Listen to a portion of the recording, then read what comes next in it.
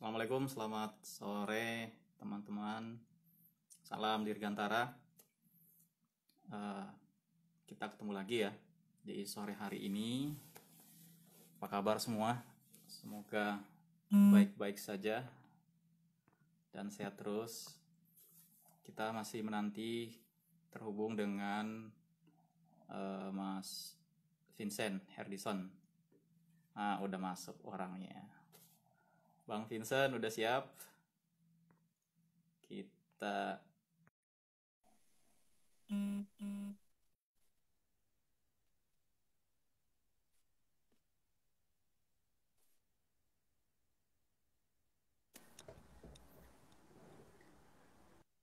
Weh, selamat sore. Selamat sore. Sore Om. Selamat sore, selamat sore. Itu bajunya biru ya? Iya. Waduh, kita Iya biru juga. kita bisa sama gitu ya. Sama. Hati saat. Apa kabar Om? Sehati, mantap. Alhamdulillah baik Om, syukurlah. Sehat-sehat semua di sini juga. Alhamdulillah. Semarang ya masih ya? Iya, saya masih Semarang nih. Kapan ke Jakarta nih? Gimana Om? Putus-putus? Kapan ke Jakarta biar kita ketemu? Nah itu belum belum main ke Jakarta. Pengennya sih main ke itu LOC juga nih. Iya. Jadi kesibukan apa nih sekarang Om Vincent? Saya manggilnya Om apa Abang apa Bro atau apa nih? Mau Mas boleh, mau boleh, Koko boleh, mau Bro boleh, mau panggil nama juga ayo aja. Bro aja lah ya, Bro Iya, Vincent ya. iya. Bukan sih, Oke arah Bro, aja ya. kita Apa aja yang bisa kita kerjakan, kita kerjakan aja. Apa aja. siap. Jadi makasih Koko. Koko juga. Bro Vincent. Kok gue juga. Nggak tahan soalnya. Koko banget. Kok Padahal ini cuman casing doanya, nggak Casing bisa dulu. bahasa Mandarin. Jiwanya Indonesia, Nusantara. Jiwa Indonesia dong, harus dong. Sama dong semua. Makasih Bro Vincent Iya, meluangkan waktu dan siap. bisa hadir bareng. Sebenarnya terlepas dari judul acara ini momen kongko-kongko virtual ya, Bro Vincent.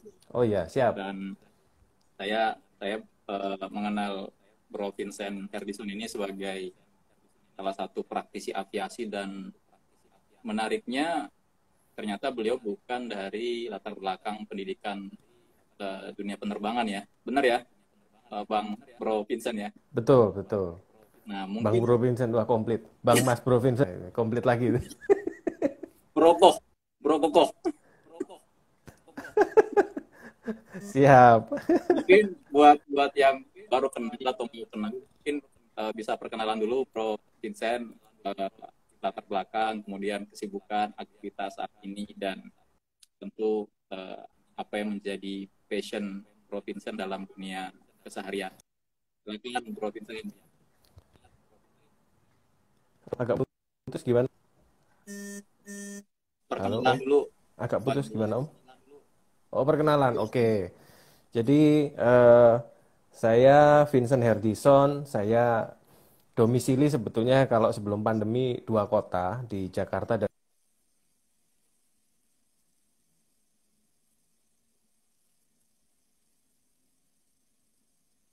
Oh, sinyalnya Bro Vincent kayaknya kurang ini nih. Apa sinyal saya?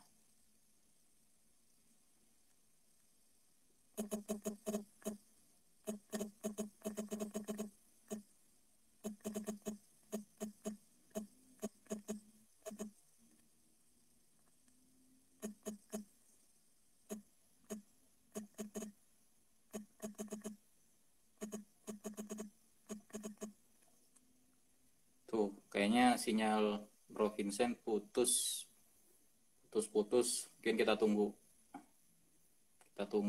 beliau bergabung lagi. Selamat gabung yang baru bergabung. Ada Mas Bima, tadi ada Kakak Rifka. Ini siapa ya? Kakak Rifka.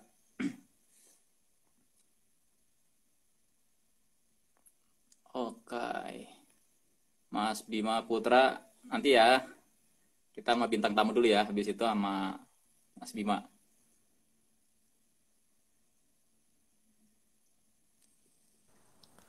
Halo, Halo bro, halo. sorry putus ya sinyalnya. Iya, keputus, nggak tahu kenapa. Mendadak di layar saya hitam semua, nggak ngerti kenapa. Ya Ya, mudah-mudahan tadi sampai mana tadi saya sinyalnya ngomongnya tuh tadi? sinyalnya nggak weak. Sampai baru minta perkenalan ini, kalau Oh Vincent. ya, oke. Saya ulangin deh. Nama saya Vincent Herdison. Saya tinggal di dua kota sebetulnya, di Semarang dan Jakarta. Tetapi di masa pandemi ini saya fokus di Semarang dan kegiatan apa ya mungkin kalau di masa pandemi ini apa saja kita kerjakan. Tetapi passion saya sebetulnya di dunia penerbangan itu masih luar biasa dan nggak pernah akan saya padamkan karena itu memang cita-cita dari kecil. Intinya seperti itu. Sisanya nanti apa kita bongkar tipis-tipis saja. Nggak suka kalau ceritain sekarang. Ya, bongkarnya jangan tipis-tipis bro, tebel-tebel. Ya, tapi tadi menarik tuh, Bro Vincent bilang cita-cita dari kecil ternyata. Nah, dari kecil emang cita-citanya Iya. apa, bro? Yang terkait penerbangan. Gini, sebetulnya saya ini adalah orang Jawa Timur. Saya lahir di Kota Malang, Jawa Timur, dan kebetulan saya justru besar di Kota Batu. Orang kalau kenal Kota Batu adalah kota angin, kota apel, dan pada waktu saya tinggal di sana itu justru apa namanya itu masih belum seperti yang orang bayangkan sekarang. Itu masih desa, benar-benar desa. Rumah saya dikelilingi sawah, kanan kiri muka belakang. Saya juga anak, kalau orang Jawa bilang saya ini anak desa, sawah. Saya main kotor-kotoran, lompat sungai dan segala macam. Kalau orang pramuka mungkin kalau anak-anak ini biasanya sering penjelajahan ya, istilahnya daerah lewat-lewat mana gitu. Itu saya lakukan dan ya memang itulah saya dan itu jauh dari dunia yang namanya dunia penerbangan. Hmm. Sebetulnya seperti itu. Nah, di Batu dan Malang itu ada satu skadron pesawat punya TNI AU. TNI itu punya pesawat Bronco, Ovi-10 Ya. Bronco. Nah, Ovi-10 Bronco ini kadang mereka tahu, bilang mungkin nggak tahu diri juga kalau lagi atasnya kota Batu. Itu jelas kalau ada pesawat lewat.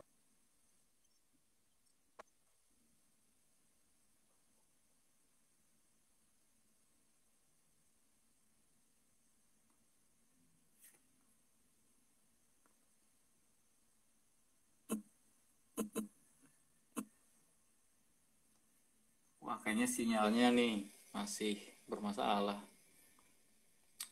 Selamat datang udah gabung, Mister Catur. Wih, ada Abang Setio Jarnoko. Ya, siap-siap. Putus-putus tadi, bro. Putus-putus saya juga nggak tahu kenapa ini. Siap-siap. Iya, saya tadi Bang Squadron, keputus apa itu namanya? sampai Ke keputus sampai di mana tadi? Squadron. Nah, skadron. Nah, pesawat pesawat OV-10 Bronco itu terbang di atasnya sekolahan saya pada waktu saya masih TK dan SD. Jadi pada waktu pesawatnya terbang, saya lari keluar kelas, nggak peduli gurunya lagi ngomong. Lagi ngajar itu, lagi. Alhasil, iya diteriakin, Vincent, Vincent. Nah, Refleks akhirnya ya. dari situ, ya itu bagi saya itu refleks, kayak sebuah attraction yang sangat kuat gitu, magnet yang sangat kuat. Akhirnya saya lari keluar. Pada waktu saya lari keluar, saya suka gitu loh. Meskipun pesawat cuma melintas beberapa detik saja, tapi saya rasa kayak excitement yang luar biasa dalam diri saya pada waktu itu. Nah, karena seperti itulah, saya tuh langsung punya pemikiran, kok bisa ya pesawat besar itu terbang. Saya sambil kadang-kadang lihat langit, sudah semakin besar, kok bisa ya pesawat itu terbang? Kenapa ya? Apa yang buat pesawat itu terbang? Apalagi seorang desa. Benar-benar saya orang desa, saya nggak tinggal di kota. Pada waktu itu saya juga masih ingat kalau lagi musim hujan mati lampu itu matinya bisa 6 jam segala macam. Jadi di rumah kami, rumah yang sederhana, itu masih kalau orang Jawa bilang pakai lampu teplok ya, lampu Oh, lampu teplok atau lampu gas yang dipompa itu masih saya alami pada waktu itu. Dan akhirnya ya eh, nggak pernah padam keinginan saya terhadap dunia penerbangan sampai satu ketika sekitar kelas 5 atau kelas 6 SD saya ngobrol dengan ibu saya, mama saya. Saya dekatin ibu saya, sangat dekat. Saya bicara dengan mama saya cuman begini, Ma, saya bahasakan diri saya itu Koko ya. Ma, Koko pengen jadi pilot. Mama saya ini cuman gini, bahasanya nggak bilang jangan gitu. Tapi mama saya cuman bilang, Kok, kalau terbang hatinya mama ikutan. Waduh, ini sejuta mak. Saya langsung mengerti. Oh iya, ibu saya nggak kalau saya jadi pilot. Intinya seperti itu. Tetapi ya sudah, karena saya ibunya, mencintai. bro, ibunya Gimana? Tahu? tadi ibunya mendukung apa gimana tadi? Dengan beliau bilang kalau Koko terbang, hati ibu ikut terbang ya tadi ya. Ya, jadi mama saya itu sebetulnya seorang pengajar.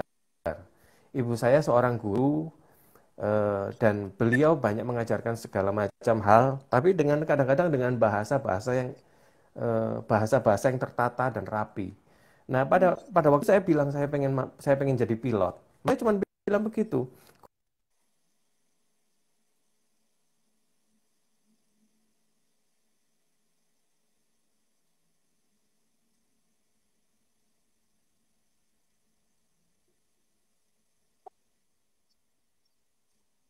Pilot. Tapi ya itu tadi, saya nggak bisa memungkiri bahwa tetap mencintai dunia penerbangan.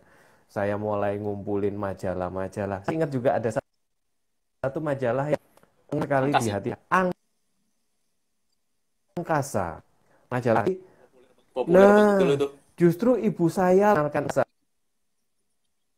karena ibu saya pergi ke satu tempat langganan kan kok ada lihat angkasa dibuka-buka sama ibu saya di belakang rumah saya masih ingat Pesawat. ya the first editionnya. Oh, Mama saya malah bilang kamu mau langganan ini, mau mah mau banget, namanya kita juga anak dunia penerbangan ya. Akhirnya belajar baca di buku angkasa sampai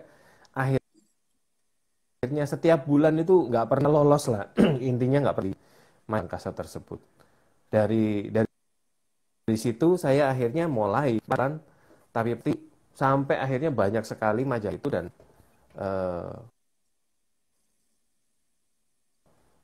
numpuk di tempat saya. Ya, saya baca, saya suka lihat. Tapi saya lebih ke kan military aviation ya. Saya lebih ke commercial aviation yang saya suka. Atau general aviation yang saya suka. Jadi orang kan macam-macam ya. Ada yang orang suka pesawat tempur. Saya kurang. Saya lebih ke commercial aviationnya. Nah, kemudian mulai namanya, saya masih ingat diajak ayah saya waktu itu ada satu keperluan ayah saya ada tugas kebetulan pada waktu itu sekitar tahun 90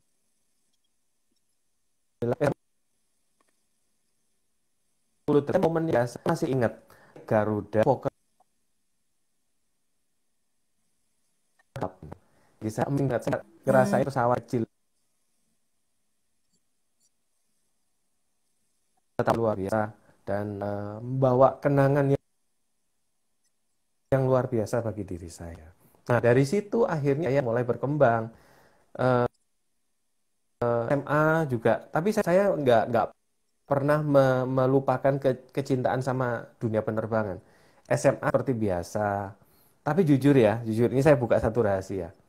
Saya dulu waktu SD sebetulnya kalau orang bilang itu juara kelas, memang iya, juara kelas. Kalau zaman dulu kan ada ranking ya, satu 2 3 1 2 3. Saya sempat ranking beberapa lah istilahnya, tapi istilahnya top 5 lah, top 5. Tetapi gara-gara ibu saya bilang nggak boleh jadi pilot, saya seperti merasakan protes sebetulnya. Salah itu sebetulnya. Saya merasakan protes kepada ibu saya, kok nggak boleh sih, kok nggak boleh sih jadi pilot. Padahal saya suka dunia penerbangan. Akhirnya dari situ saya lupakan semua yang berhubungan yang saya tahu untuk menjadi pilot. Contoh, matematika. Ah, masa bodoh deh matematika. jadi Juga ngambek mengejar. ya, ngambeknya lari ke situ. nggak difokusin di akhirnya, nggak difokus itu. Nah, kemudian beberapa hal yang lain yang mungkin istilahnya mata pelajaran prioritas. Mulailah masuk SMP, masuk SMA. Akhirnya SMA cuma anak sosial. Apalagi Oh, zaman dulu kita, ini masuk saya sosial, IPS. saya IPS. Inilah Oh, manusia sosial. Saya manusia sosial. manusia sosial Nah, tapi bikin bikin saingannya DSB, apa sejenis DSB. nah itu ntar Gimana ceritanya itu? panjang itu, ceritanya panjang. Nah, kemudian dari situ saya mencoba, istilahnya pada waktu saya SMA masih ngurusin istilahnya ya masih berkutat dengan IPS saja. Tetapi pada waktu kuliah inilah saya mulai terasa, waduh saya mesti kemana. Apalagi saya masih ingat kondisi ekonomi keluarga saya tidak terlalu baik. Jujur memang tidak terlalu baik. Dan saya memang sejak muda saya sudah banyak bekerja untuk diri saya sendiri. Saya coba macam-macam. Saya sendiri adalah seorang sopir sebetulnya. Sejak muda saya nyupir antar jemput dari umur 17 tahun, 18 tahun SIM saya sudah B1. Jadi saya sudah bawa kendaraan besar. Sekarang badan saya kecil, apalagi zaman dulu lebih kecil lagi. Saya sering diberhentikan polisi bawa mobil besar, dikirain anak-anak yang lagi nyetir padahal SIM yang sah. Nah, itu sering saya alami. Jadi saya banyak banyak struggle dalam kehidupan, terutama intinya nyoba apa aja lah, nyoba apa ya. Nah, pada waktu kuliah, ibu saya cuma bilang begini, Mama sama Papa nggak bisa nguliahin kamu untuk bayar ke apa namanya, ke universitas swasta. Hmm. Kamu kalau mau kuliah, kamu harus usaha sendiri. Nggak tahu gimana caranya. Terus mama saya bilang, universitas negeri itu ada penerimaan mahasiswa, tapi dengan cara UMPTN. Zaman saya masih UMPTN. Nggak tahu kalau Om Arafat masih ngalamin nggak itu UMPTN ya? Isi aku Atau SPB. masih? SPB. Oh Masih gitu. Tahun berapa Om itu kan? Tahun berapa 2002. Om Arafat? Oke. Saya ngalamin di tahun 96 Om. Tahun 1996. Masih UMPTN. Nah, pada waktu UMPTN ini akhirnya ya sudah saya coba beberapa pilihan dan karena saya anak sosial, saya lari pilihannya ekonomi di UNER di Erlangga, manajemen juga dan satu lagi Universitas Brawijaya manajemen juga sama. Saya sudah dua jurusan ini saya coba ambil. Saya coba kemudian dan ternyata saya masih ingat tanggal 27 Juli tahun 1996 nama saya tertera tuh. Zaman dulu kan masih belum ada digital, Om. Masuk Jadi koran. kalau kita mau masih koran. Kalau kalau mau lihat nama kita masuk ke apa namanya? PTN, PTN. Ke universitas tersebut, ya PTN. Kita mesti ke tempat korannya atau lihat di universitasnya nama kita masuk atau enggak. Ternyata masuk, Om. Ya, ya akhirnya saya kuliah di Brawijaya, jurusan ekonomi, saya ambil konsentrasi di marketing sebetulnya. Nah, kalau orang tanya ke saya, Pak Vincent, bagaimana sih Pak Vincent sebetulnya, eh, Pak Vincent kok ngambil ekonomi, kok bukan ngambil yang Bapak inginkan? Ya saya bilang, yang pertama itu tadi, kalau tahu sejarah saya kenapa, ya ibu saya, orang tua saya nggak bisa nyekolahin saya kalau saya mau ngambil eh, apa namanya kuliah-kuliah yang sesuai dengan keinginan saya. Tetapi ya itu, akhirnya saya tetap kuliah di ekonomi sampai selesai. Dan mohon maaf sih sebetulnya, 7 tahun baru selesai. Karena saya kerja, karena saya bekerja, karena di rentang saya kuliah, saya masuk 96. Tahun 98 terjadi krisis moneter. Tahun 98. Sebelum di krisis moneter ini rahasia saya. Akhirnya tahun 2000 sekitar 99 sempat kerja apa lumayan break lah istilahnya. Break di pergi sampai harus Kampus. kerja. Iya, itu minta izin dulu sama dosen. Ya karena saya juga waktu itu pegang jadi eh, ketua apa namanya ketua tingkat dari 96 saya pegang ketua tingkat terus sampai selesai. Saya ketua tingkat di manajemen genap tahun 96 sampai selesai. Nah, jadi cukup aktif juga di bidang kemahasiswaan, tetapi saya nggak masuk di senat ya, karena memang saya memilih saya harus kerja. Nah, dari situ akhirnya ya sudah, saya secara secara singkatnya saya nggak tahu begitu mendekati deadline 7 tahun, saya di kontak sama dosen saya cuma bilang gini, Vincent kamu masih betah di sini nggak sih? Digituin. Dan bilang, kalau kamu masih betah, buruan segera selesaikan skripsi. Dalam hati saya mati loh. Skripsi nol, nol, masih nol dan cuma 6 bulan saja saya harus selesai. 6 month harus selesai. Ya sudah, sistem kejar sudah. Kerjaan saya berhenti.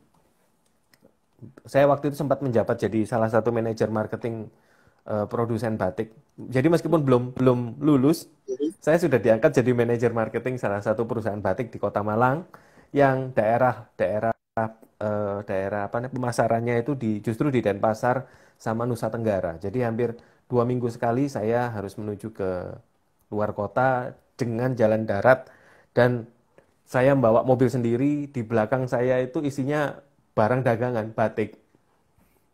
Ya, sama sama salah satu pengemudi ya kayak ya kalau dibilang ya orang bilang ya setengah jadi sales juga lah pada waktu itu. Nah, singkat cerita, pada waktu lulus, this is the challenge of my life.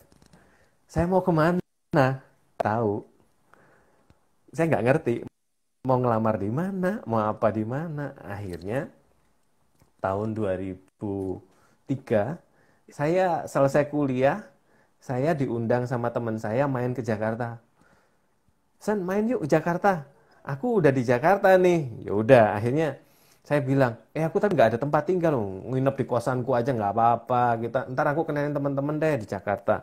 Kata saya ke tempatnya rekan saya ini, dia seperti kakak saya. Saya sudah kenal cukup lama lah, sudah cukup lama. Akhirnya saya di tempatnya dikenal-kenalin sama beberapa orang dan sempat ketemu salah satu orang pendeta sebetulnya. Kalau orang zaman dulu kenal dengan penyanyi namanya Ade Manuhutu. Pendeta Ade Manuhutu ini dulu seorang penyanyi Nona Ana, kemudian judul lagunya Virgo.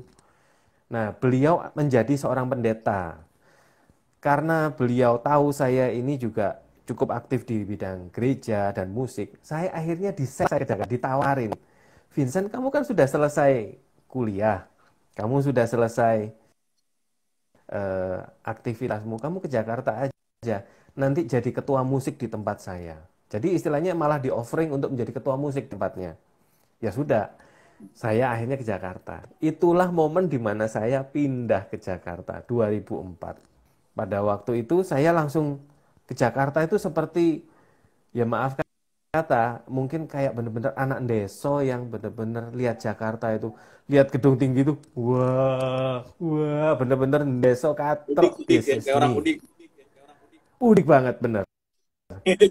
Wah, wah, gitu. Saya bener-bener udik. Karena saya pernah tinggal di Jakarta, dan bener-bener culture berbeda. Saya ini kan wong deso. Akhirnya ya sudah, saya mulai ngerasain tinggal di Jakarta. Tapi itulah momen di mana saya mulai ke-trigger sesuatu. Saya mulai sadar, Jakarta adalah pusatnya dunia penerbangan Indonesia. Ini dia. Nah, itu salah satu momennya. Saya mulai sering main ke Cengkareng. Hmm. Meskipun saya nggak kenal siapa-siapa. Saya mulai main ke Cengkareng. Saya masih ingat dulu. Nah, saya masih ingat dulu ada di Cengkareng itu di T1A. Saya masih sering main di T1A itu ada waving gallery. Ada Ya, ya, tempat, ya. kalau orang bilang tempat dada-dada. Tempat dada-dada. Nah, di waving gallery itulah saya sering main nongkrong. Lihat, seneng aja lihat mereka activity gitu ya, bandara. Waktu itu saya cuma mikir, who am I? Siapa saya? Saya nggak ngerti apapun. Saya nggak ngerti siapa sih. siapa, nggak kenal siapa-siapa. Akhirnya ya sudah, itu saya sering lakukan tanpa diduga, tanpa dinyana. Ternyata ada satu momen dalam kehidupan.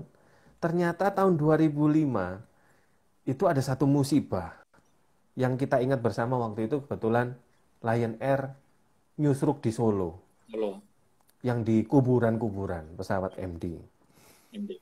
Nah, eh, saya kenal salah satu flight attendant yang on board, yang on duty di situ, dan dia kebetulan ternyata selamat pada waktu kejadian tersebut, meskipun kondisinya luka parah. Nah, saya kenal dengan flight attendant ini justru dari lingkungan gereja saya. Jadi bukan dari lingkungan penerbangan, justru malah dari lingkungan gereja saya kenal rekan flight attendant ini. Nah, dari situlah akhirnya saya mulai mikir, waduh, kok kayak begini ya dunia penerbangan ya? Kayaknya ada sesuatu yang menarik untuk digali. Saya suka terhadap data, saya suka terhadap investigasi. Segala sesuatu yang ada runtutannya dan semua teratur, itu saya suka. Nah, kenapa saya langsung berpikir, wah ini kayaknya menarik untuk digali. Kebetulan karena pendeta saya itu dulunya orang entertain istilahnya, maka beliau ini kenal dengan juga dengan pihak-pihak entertainment atau pihak-pihak broadcasting. Kebetulan on board pada saat musibah terjadi, ada salah satu reporter TV yang on board dan duduk di row paling belakang, seingat saya begitu. Pada waktu crash pesawat ini dan nyusruk sampai di pekuburan yang ada di ujung runway, beliau ini selamat dan kamera itu diletakkan di headrest. Kamera beserta lampu sorotnya. Jadi pada waktu hujan deras, pada waktu gelap segala macam, lampu kabin sudah menyala, kabin kan terbelah. Escape headlight yang ada di dalam floor, di floornya MD itu sudah susah dilihat. Akhirnya dia bilang, respon saya pada waktu itu hanya ngambil kamera, nyalakan lampu sorotnya sambil saya shoot kejadian itu. Dan dia berusaha keluar dari pesawat itu. Dan dia berusaha syuting live, bukan live ya, sorry. Dia berusaha syuting dari tempat kejadian pada saat itu. Nah, singkat kata, saya berhasil kontak sama penumpang ini yang kebetulan reporter Antv. Dikasihlah ke saya data-data pesawat itu. Ini begini, itu begitu, ini begini, itu begitu. Nah, dari data itulah kebetulan saya dapat juga dari beberapa rekan, Vincent ada ini, Vincent ada foto ini, pesawat ini, ada reversernya kebuka, ini pesawat ini. Zaman itu masih belum seperti sekarang ya, kamera udah bagus. Di HP juga bisa cepret-cepret. Zaman itu masih Nokia, masih masih Sony Ericsson, Samsung, BlackBerry aja belum. Yeah, yeah. Jadi istilahnya gambar yang didapatkan itu sangat terbatas. Tapi dari situ saya mulai menyimpulkan sesuatu. Saya mulai belajar dengan cara saya yang masih saya nggak ngerti bagaimana itu benar atau enggak. Saya buka MS Word, saya nyusun pesawat ini jam sekian ke sini. Pesawat ini jam sekian ke sini. Landing sekian, kecepatan angin diperkirakan sekian. Saya buka ini, waktu itu internet sudah mulai ada ya. Saya bisa buka meteo saya trace, oh jam sekian saya mulai catat, jadi mulai ada kesukaan terhadap data. Jadi bukan cuma sekedar datanya, no, kita bilang data. Dari situ saya mulai tertarik, oh kita mulai harus bicara tentang data ini. Dari ngomongin data inilah saya mulai nyusun itu. Dari situ mulai saya merasakan di Jakarta ini dunia penerbangan ini lebih asik sebetulnya. Ketemulah sama satu komunitas namanya Indoflyer. Pernah dengar Om Arafat? Indoflyer. Nah, saya bergabung dengan Indoflyer di sekitar 2006-2007. Saya masih ingat juga waktu itu. Masih aktif ya?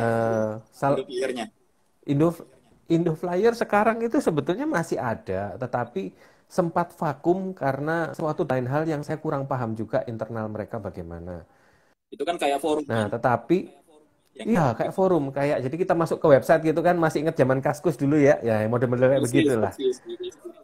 Nah, zaman itu memang eranya seperti itu.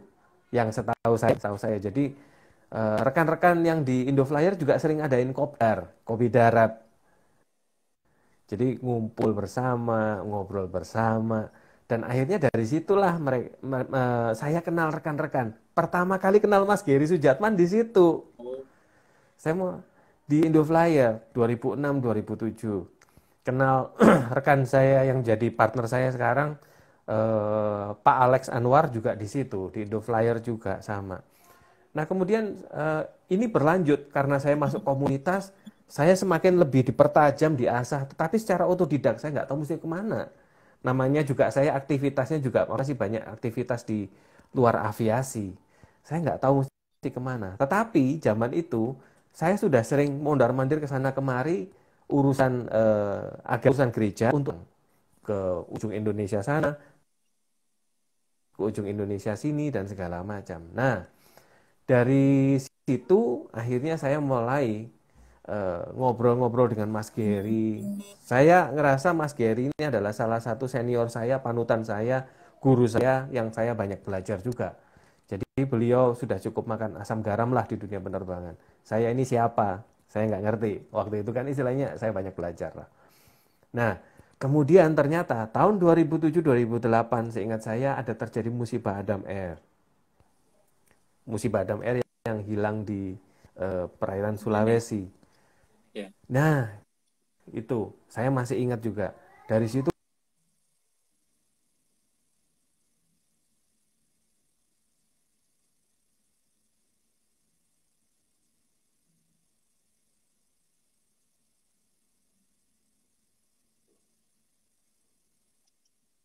ada tandanya. Kebetulan Mas juga cukup aktif. Kebetulan ada rekan saya yang kebetulan memang kerja di Adam Air, sempat sharing beberapa data juga. Dari situ saya mulai lebih attracting lagi sama dunia penerbangan, tapi dari sisi investigasi kecelakaan pesawat.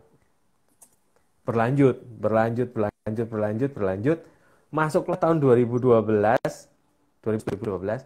saya mulai mengenal yang namanya HB. Waktu itu sudah mulai ada forum ilmu terbang ya di grup Facebook ya. Di grup Facebook ada ilmu terbang dan kebetulan saya mengenal EDSB Flight Radar 24 pada waktu itu. Di Semarang kita ditawarin alat waktu itu, akhirnya alat itu dipasang. Saya melihat Jakarta dan Surabaya ini ada, tetapi di Semarang kosong coveragenya. Hasil begitu di Semarang terpasang mulai ada. Jadi pesawat yang outbound dari Surabaya ke Cengkareng itu full jalurnya terpantau oleh Flight Radar 24. Dari situ saya juga mulai melihat bahwa pentingnya ada pemantauan data penerbangan. Nah, kemudian beralih lagi, kita mulai lihat bahwa ini lebih berkutat kepada big data. Sebuah pesawat terbang dari mana ke mana, kebutuhannya apa, bagaimana mereka terbang dan segala macam, ini mulai dilihat publik sebagai satu kebutuhan. Nah, bagaimana saya kok bisa lebih jauh lagi? Pada waktu itu begini, ada musibah Air Asia. Kebetulan sudah di Jakarta, saya sudah mulai kenal jauh lebih banyak orang-orang rekan-rekan penerbangan. Pada waktu ada musibah Air Asia ini, saya pagi-pagi masih ingat hari Minggu pagi, saya lagi di balik kemudi, saya ditelepon sama Basarnas Jakarta. Hmm. Pak Vincent, Air Asia hilang. Pak Vincent tahu Air Asia di mana? Ya, saya nggak ngerti. Saya bilang, aduh, saya nggak ngerti lah. Wong saya lagi di belakang kemudi, saya menuju ke satu. Akhirnya saya bilang, mohon maaf, nanti kalau saya setempat itu, saya akan cari satu tempat. Akhirnya saya coba gali infonya melalui Radar 24. Ada waktu coba gali infonya di Radar 24, terlihat posisi pesawat pesawat itu sedang menuju ke satu tempat yang menuju ke arah Bangka Belitung. Padahal lokasi terakhir pesawat ngirim itu sekitar Laut Jawa, belum sampai ke sana, belum sampai ke Bangka Belitung. Akhirnya saya bilang, mohon maaf, ini kalau misalnya secara normal pesawat ini sehat, pesawat ini kondisi baik, pesawat ini bisa gliding dan masih bisa 10 nautical mile. Jika persepsi pilot normal, dia akan berusaha mendekati bandara yang terdekat. Iya, terdekat untuk dapat melakukan pendaratan. Akhirnya justru karena itu pencarian difokuskan ke arah Bangka Belitung. Saya masih ingat ada berita di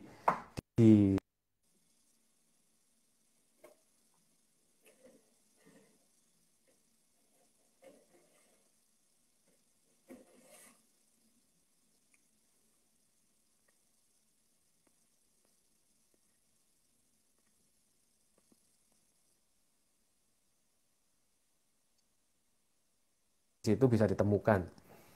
Ternyata sampai 3 hari nggak selesai, nggak ada ketemu apapun.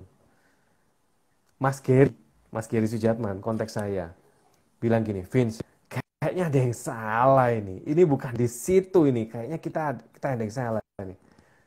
Akhirnya kita diskusi, Mas Giri bilang jangan-jangan pesawatnya jatuh tidak jauh dari lokasi koordinat dari Flight Radar 24. Jadi kita langsung bilang, kita coba Mas, kita kontak sama orang yang ada di sekitar nelayan kenal. Mas Giri kontak dengan orang yang benar. Dari Mas Giri ngomong ada potensi dicoba di sekitar lokasi itu, kurang dari 3 jam sudah diketahui satu jenazah atas nama Kevin. Saya masih ingat itu, atas nama Kevin ditemukan. Ternyata benar, pesawat bukan bukan gliding, justru jatuh hanya sekitar 10 km dari titik kirim koordinat ADSB. Nah, akhirnya skip lah cerita itu. Kita tetap berkutat dengan investigasi kecelakaan. Saya di KNKT, saya di kontak Basarnas dan segala macam. Mas Giri juga sama. Akhirnya ini saya cerita tentang Neosky ya. Nah, saya mulai geser ke Neosky tentang datanya. Saya dan Mas Giri dan Pak Alex Sujatman akhirnya, Pak Alex Anwar, Pak Anwar itu akhirnya mulai berpikir, kenapa kita nggak buat sesuatu yang dipresi menurut yang sesuai keinginan kita. Akhirnya kita buat sistem itu untuk kebutuhan real time monitoring. Jadi tidak kalau misalnya pesawatnya hilang di titik itu yang terakhir munculnya, nggak balik ke tempat lain. Intinya seperti itu. Dan kebutuhan Neosky itu lebih ada runway occupancy monitor. Kapan touchdown sebuah pesawat touch di runway akan ketahuan di titik mana, speednya berapa, sampai vacate taxiway-nya berapa, ketahuan semua. Jika ada 2 pesawat di dalam runway bersamaan, jika ada potensi impact pun juga akan ketahuan. Kemudian parking monitor di kita juga ada. Kemudian ground vehicle monitoring. Ground vehicle monitoring itu seperti ini. Kalau di Cengkareng kan ada kendaraan-kendaraan dengan skuter ADSB yang bisa tertangkap pergerakannya. Juga itu dengan harga yang lebih terjangkau. Nah, saya juga suka untuk mempelajari data terkait ATFM dan ACDM juga. Jadi bagaimana sistem ini bekerja dengan manis di dalam satu kesatuan yang besar, baik bandara, airlines, kemudian air traffic controllers, kemudian pihak-pihak lain yang terkait. Nah, dari situ akhirnya kita membuat sesuatu yang lebih digitalnya. Neosky ada kemarin pada waktu kita merasa benar-benar data berharga sekali adalah pada waktu Lion Max. Lion Max, kebetulan saya juga lagi di Jakarta pada waktu itu, saya ditelepon sama KNKT langsung, Pak Vincent tahu ada Lion Air hilang. Saya bilang, waduh, kapan Pak? Baru aja 30 minutes atau 1 jam yang lalu lah. Neo Sky dapat atau enggak? Kemudian saya telepon rekan-rekan saya, ternyata data kita ada dan sangat rapat. Sangat rapat. Perbandingan kerapatannya begini. Pada waktu pesawat PKL dari Denpasar ke Jakarta pada malam sebelumnya, JT043, data di flight radar itu hanya 200 baris saja. Dari take off Ngurah Rai sampai landing Soekarno-Hatta hanya 250 baris. Data di Neo Sky itu mencapai 3.000 baris data. Di seluruh up and down-nya Apa tuh? itu kelihatan sangat jelas, pergerakannya sangat jelas karena data kami sangat rapat. Kemudian pada waktu kejadian JT610 di flight radar 24, pesawat PKLQP hanya tercatat di flight radar 24 itu hanya sekitar 52 baris. Sekitar 52 baris. Di kami, di Neo Sky, itu tercatat ada sekitar 600 baris data. Jadi pergerakannya rapat. Nah, dari situ kami merasa sebetulnya bahwa pentingnya sebuah data dalam dunia penerbangan. Saya juga sudah mengambil Basic Inspector di tahun 2015, Basic Inspector di IAMSA. Jadi waktu itu saya malah tes diri saya. I challenge myself gitu. Saya mengetes diri saya. Saya bukan orang aviasi, saya nggak punya pendidikan aviasi. Saya challenge diri saya. Saya bisa nggak ikut Basic Inspector? Tanya sama penyerah, boleh nggak saya ikut? Boleh, tapi resiko Pak Vincent sendiri ya, kalau Pak lulus ya jangan protes ke kami.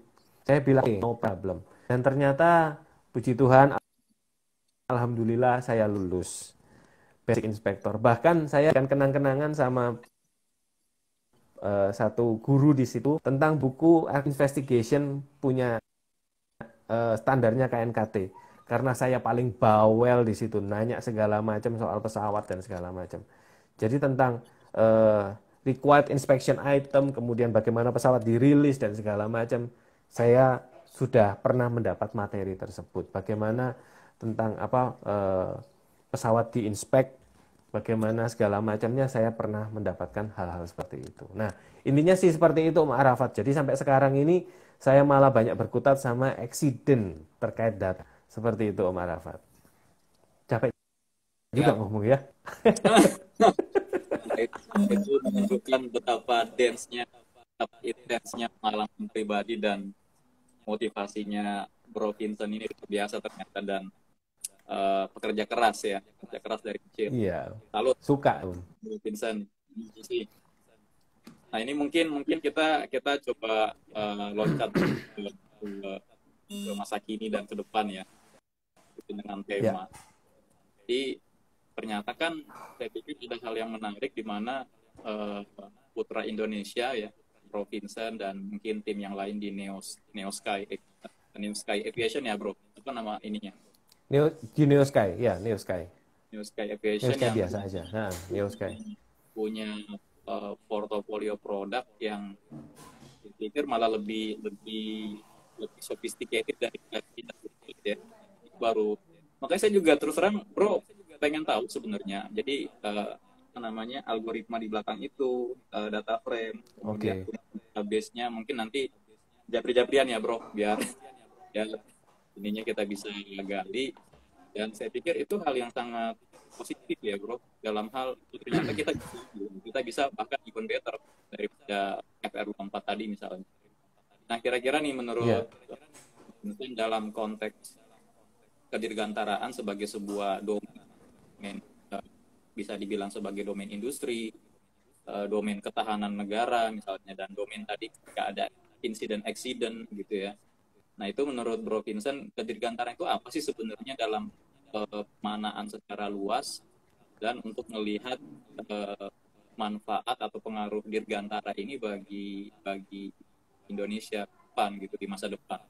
Karena kan sekarang kan yang hype itu kan ICT gitu ya. Gimana, Om? Agak Jadi putus-putus Om. sorry. Jadi maksud Yang agak saya hype apa tadi? Agak hype. yang agak hype itu kan kayak Bitcoin, cryptocurrency, kemudian Oh ICO. ya ya. Ini kan kalau kalau saya ngelihatnya masih banyak generasi muda ini di luar yang sudah punya kecintaan nama dunia dirgantara gitu ya. Masih banyak yang belum mengenal apa sih itu dirgantara, apa sih dunia dirgantara itu, apakah dirgantara hanya terbatas pada airline, ada Nah, MRT, sementara dengan proposisinya Bro Vincent kan ternyata ada nih yang suka ngulik-ngulik data, ada nih produk kayak Neo Sky. Mungkin di luar itu ada nih yang hmm, jadi investigator harusnya bisa belajar. Seperti Bro Vincent juga pernah ikut untuk dari investigator. Nah, kira-kira itu jadi dua poin utamanya pendidikan itu seperti apa sebetulnya, dan kemudian di masa depan itu apa benefit dan manfaat dirgantaraan menurut seorang Vincent. Silakan. oke. Berkut dari latar belakang yang jauh dari dunia dirgantara. Berdasarkan jauh dari dunia dirgantara.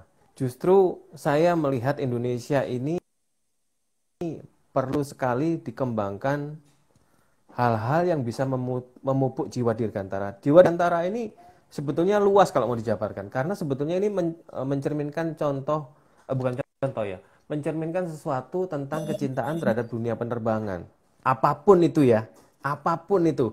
Mau cinta sama tentang bagaimana maintenance-nya, bagaimana tentang how the plane works, mau cinta bagaimana menerbangkan pesawat, cinta bagaimana mengelola aktivitas bandara dan airlines, itu juga satu hal yang luas sekali sebetulnya kalau mau digali.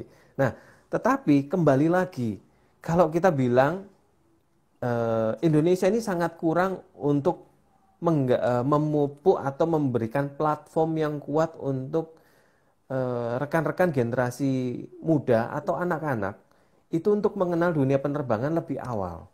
Kalau di luar negeri kita paham tentang namanya general aviation.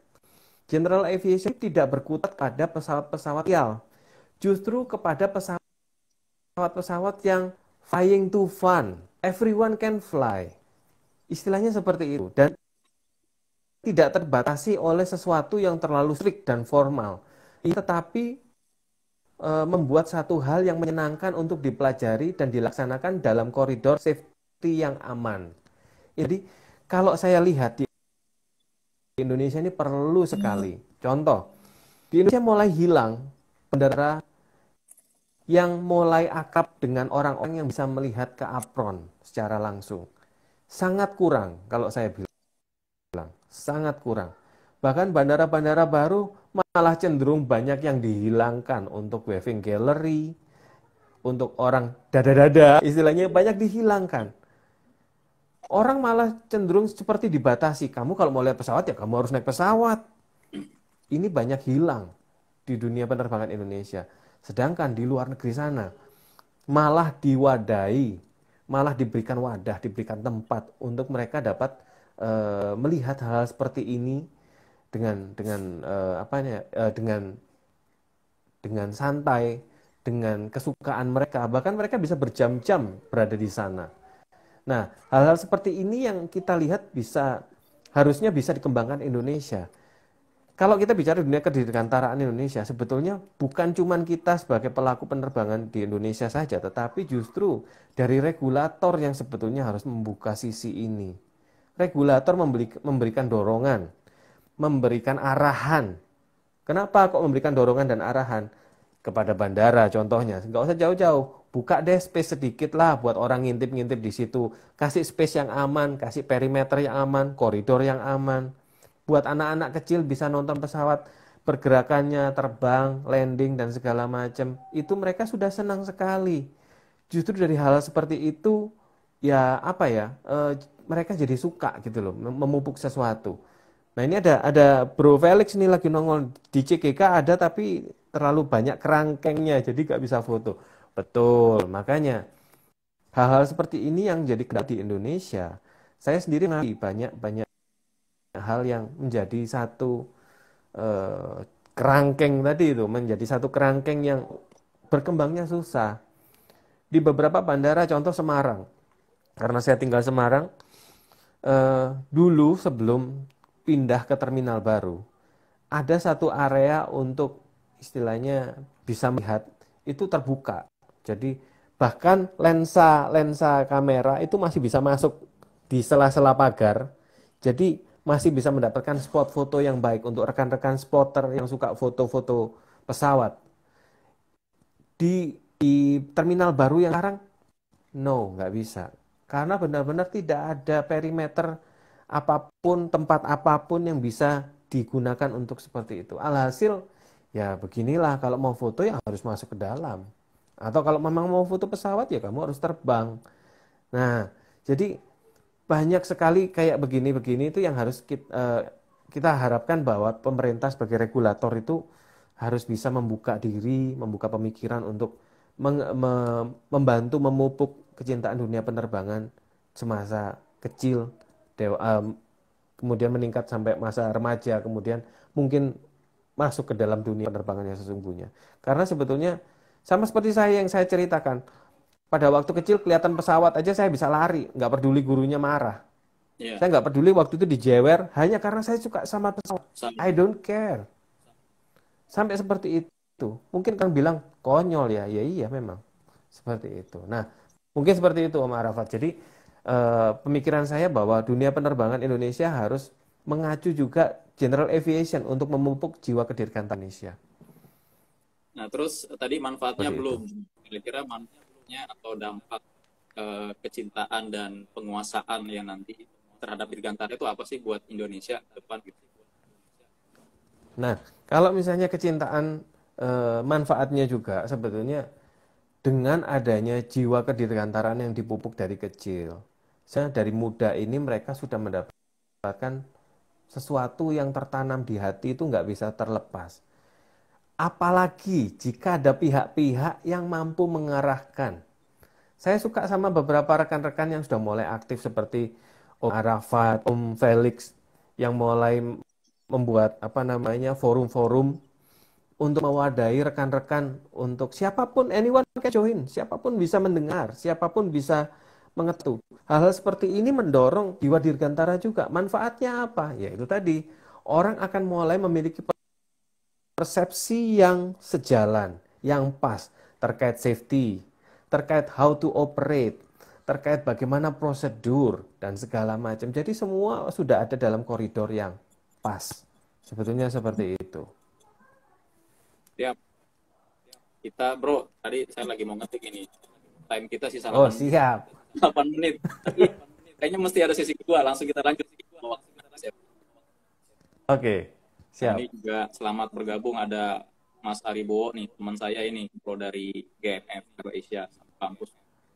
Jadi menarik ya, Ya, Bung Vincent menguraikan pentingnya mendekatkan dan mengenalkan dunia dirgantara kepada anak-anak muda Indonesia sedari dini gitu. Terus tadi saya pikir iya.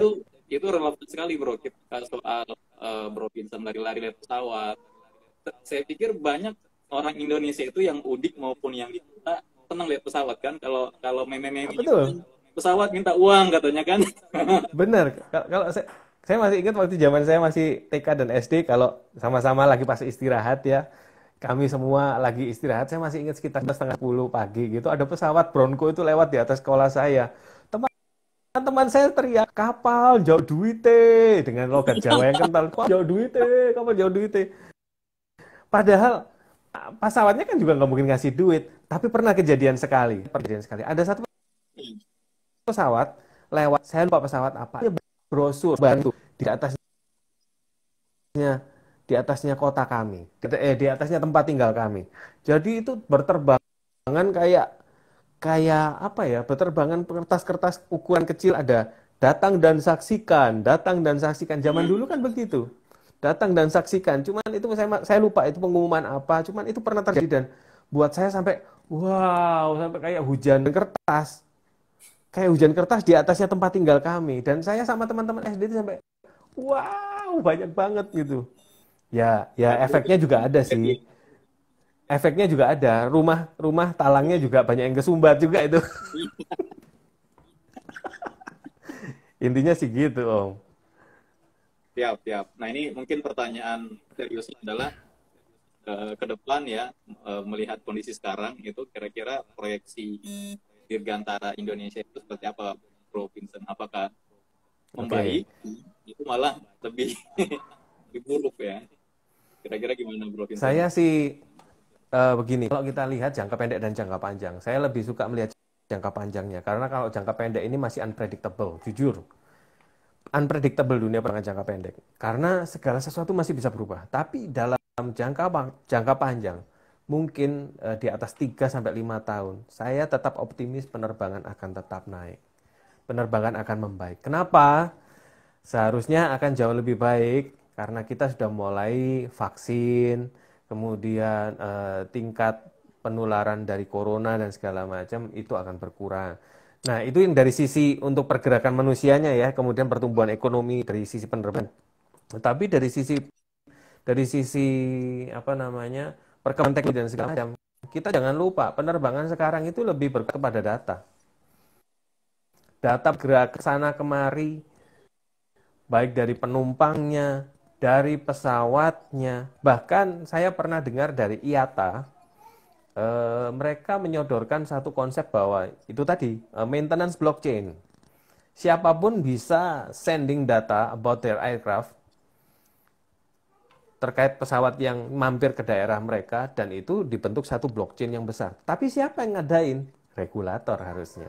Karena itu datanya dipegang oleh regulator sebagai yang punya wadah. Atau misalnya ada orang swasta, ada pihak swasta yang mampu mengelola atau mengadakan satu sistem itu, tetapi juga diawasi oleh regulator. Sehingga dapat digunakan manfaatnya untuk kepentingan bersama. Intinya seperti itu, Om. Wah, itu menurut saya revolusioner, Bro. Maintenance blockchain.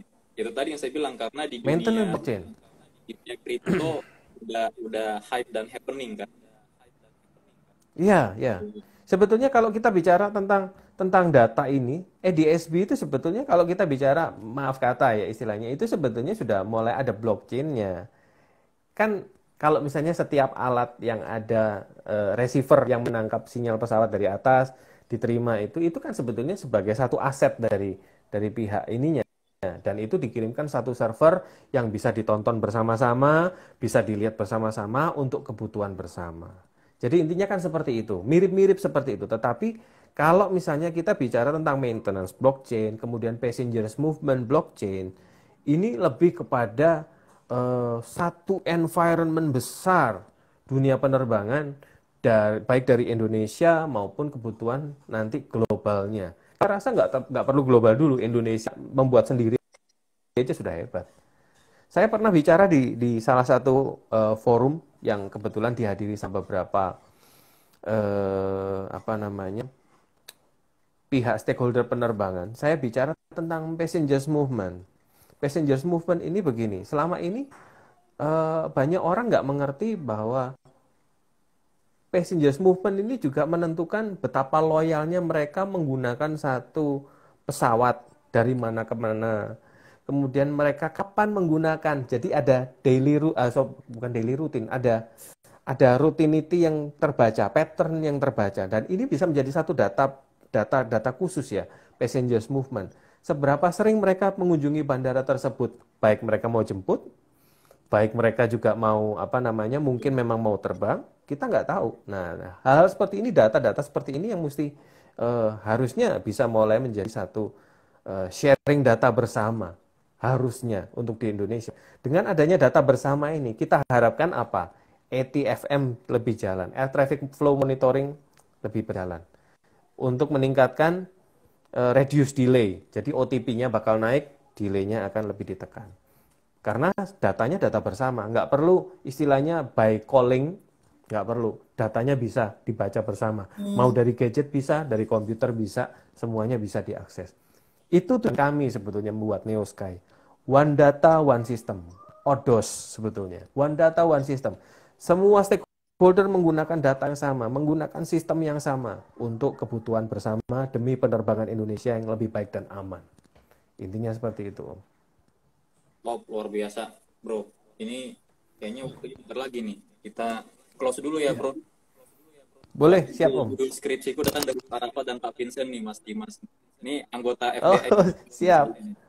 Oh, siap, siap. Halo Mas Dimas. Siap, Mas Jadi saya Dimas. masih mau nanya banyak bro. Kita lanjut ke sesi kedua ya. Buat teman-teman yang nge-view, jangan lupa subscribe. Enggak. Jangan lupa lanjut ke sesi kedua. Like dan subscribe ya, gitu ya. Punya channel YouTube nggak, Bro Vincent? Saya di channel YouTube ada di Ada. Vincent Vincent Herdison biasa atau Vincent Piano 777 ada. Tapi Siap masih nih belum buat terisi apapun. Rencana mau saya isi konten-konten tipis-tipis dunia penerbangan aja. udah bareng lah bro, bareng-bareng collab. Boleh, boleh. Siap, siap. Siap. Makasih Bro Vincent, kita close dulu, nanti lanjut lagi Siap. sesaat lagi. Oke. Siap. Terima kasih, Om. Ya, siap. Kita, oh ini masih udah 1 jam lebih ini. Tar. Oh ya, satu jam lebih ya? Kemarin saya live IG juga kayak gini, tapi kepotong 1 jam. Ya udah, ini lanjut. Oh gitu. Ini Oh lanjut, bisa lanjut. Oke. 1 jam lebih dan ini nggak ke close, hampir kepotong. Nah jadi balik lagi tadi saya pikir sangat menarik Metamask blockchain, kemudian passenger blockchain, dan saya pikir ada manfaat lain bro, misalnya counter terrorism gitu kan, masalah Ya, nonton terus. tracing orang dengan wabah misalnya, kemudian marketing. Saya pikir itu sangat menarik, dan kalau saya sih melihatnya mungkin satu sisi ya harusnya regulator ya yang punya peran dan Iya, menjadi iya, inisiator. betul. Tapi kalau belajar dari blockchain sendiri kan itu terjadi secara apa ya? Secara inisiatif orang gitu kan. Yang siapa namanya itu? Katanya sih nama samaran, orang nggak ada yang kenal si Betul, pembuat. katanya nama samaran. Iya. Ya. Nah, tapi kembali nih, saya juga mungkin juga teman-teman yang lain tertarik dengan apa tadi Neo Sky ya. Saya sendiri belum begitu tahu, bro. Mungkin bisa dielaborasi sedikit. Eh, apa sih yang menjadi basis data maupun input data bagi Neo Sky untuk memproduce layanannya saat ini? Karena memang kalau mungkin juga teman-teman yang nonton ini atau nonton nanti kan, oke, ADSB itu apa sih misalnya? Komponen ADSB ini Oke. sebagai sebuah fitur gitu ya, itu membutuhkan apa gitu kan, di pesawat butuh apa, di ground butuh apa ya, apalagi syaratnya, dan bagaimana itu di compare dengan existing sistem yang lain yang katakanlah mungkin lebih tradisional atau mungkin lebih ada lagi yang lebih modern. Tadi siang Oke. saya habis saat ini ketemu dengan salah seorang manajer dari Embraer. Nah, dia cerita Embraer, oke. untuk pesawat defense itu kan dia pakainya mod chati katanya kan, bukan S. Nah, itu untuk menentukan who is friend or foe gitu kan, siapa kawan siapa lawan ketika dua pesawat dalam satu radius yang berdekatan. Nah, saya pikir itu Iya. juga menarik ya, dan tentunya dalam konteks flight following atau flight tracking, dalam konteks communication, dalam konteks transmisi data. Di sana ada apa yang real time itu bro? Agak lupa sih namanya. Eh, radar apa? Yang pakai satelit. Eh, saat apa ya? Ayo quiz yang nonton kasih komen. Saya lupa juga nih. Kayak Wikar, ada yang di atasnya yang pakai satelit yang mahal itu bro. Terus saya juga lupa. Akars, Ekars, apa bukan? Ekars, Ekars. Jadi kan Ekars. Ekars ada yang begitu touch landing baru dia transmit, yang kalian juga. Ya, ya. Dan sebenarnya mungkin saya pernah diskusi sama teman saya ya bro. Beliau malah bukan orang penerbangan tapi dari teknik fisika. Beliau punya ide kayak gini. Dan itu muncul statement itu setelah ada kejadian kalau nggak salah Max terakhir. Dia bilang gini, mungkin nggak sih kita retrieve data FDR itu real time? Oh saya bilang, Nah, dan oke. Nanti saya bahas. ini Nanti implikasinya saya keren bahas. karena selalu kita mengandalkan mencari black box pada saat pesawat udah crash, dan itu juga takes time, itu butuh effort, mungkin aja kondisinya nggak bagus gitu kan. Jadi saya pikir wah ini kan terobosan-terobosan yang kalau kita bisa capture opportunity ini dan menerjemahkan itu menjadi sebuah layanan, itu opportunity bro yang kita tangkap. Silakan Bro Vincent. Ya, oke. Saya jelasin dulu tentang bagaimana sistem ADSB itu bekerja. Sebenarnya Neosky ini berbasis kepada ADSB. Tetapi mohon dibedakan bahwa kita mesti tahu ada dua dasar yang utama. Kalau untuk pembaca ADSB, ada yang certified system, ini dimiliki oleh tipikal Airnav Indonesia. Jadi, kenapa dibilang certified system? Mereka memiliki sistem yang layak untuk dibuat kontrol real time dan segala macam. Dalam satu display bisa ada 500 pesawat, nggak boleh nge-lag. Itu ada persyaratan khususnya certified system. Saya sudah belajar sampai ke sana karena saya dulu pernah istilahnya cukup banyak menggali tentang itu terkait dari Neosky. Sampai seberapa jauh sih kita mau bergerak di Neosky. Nah, kemudian yang kedua adalah non-certified system. Sama seperti Neosky Flight Radar 24. Lah, kenapa sebenarnya di Flight Radar 24 ini sempat ditulis di syarat dan ketentuan ya, bahwa Flight Radar 24 datanya tidak boleh digunakan untuk investigasi kecelakaan. Tidak boleh. Not for safety. Jadi bukan buat ngontrol juga. Makanya kalau hanya untuk ngintip-ngintip, it's okay. Apalagi datanya Flight Radar 24 tidak serapat data yang lain. Data pesawat, dari data-data contoh certified system. Nah, kalau Neosky bagaimana? Neosky adalah sistem yang belum certified system, tapi kita adalah produsen data. Bedanya begini, kalau Flight Radar 24 itu datanya kurang rapat. Saya ngakuin kurang rapat. Tetapi kalau data di Neosky, apa yang kita terima dari pesawat, itu yang kita simpan. Jadi kalau pesawatnya burst data, kadang-kadang data itu ribuan data itu kita terima dalam per detik di sistemnya Neosky. Dan kita grab luar biasa. Makanya kan tadi saya ada komparasi Max pada waktu kejadian kecelakaannya Lion, berapa data versus berapa data barisnya. Nah, itu perbedaannya di situ. Nah, kemudian kalau sistem kami itu data dari pesawat kita olah sedemikian rupa dengan algoritma sehingga bisa menimbulkan bukan formula, data-data baru, data okupansi pesawat di runway, di taxiway berapa lama, kecepatannya berapa, kemudian jika keluar dari perimeter tertentu, keluar dari area udara tertentu ada warning. Kemudian jika pesawat, nah ini menarik, jika pesawat hidung sama hidung dan terjadi tikes di nol. Ini saya buka satu kejadian Pak Rafat. Gak mau ngomong masalah nanti bakal rame. Ada satu kejadian waktu itu sistem kami baru kami aktifkan fitur tikesnya. Kami nggak pernah menyangka ternyata hari itu kami menangkap. Pada waktu jam 9 malam saya buka laptop saya duduk seperti biasa di sini.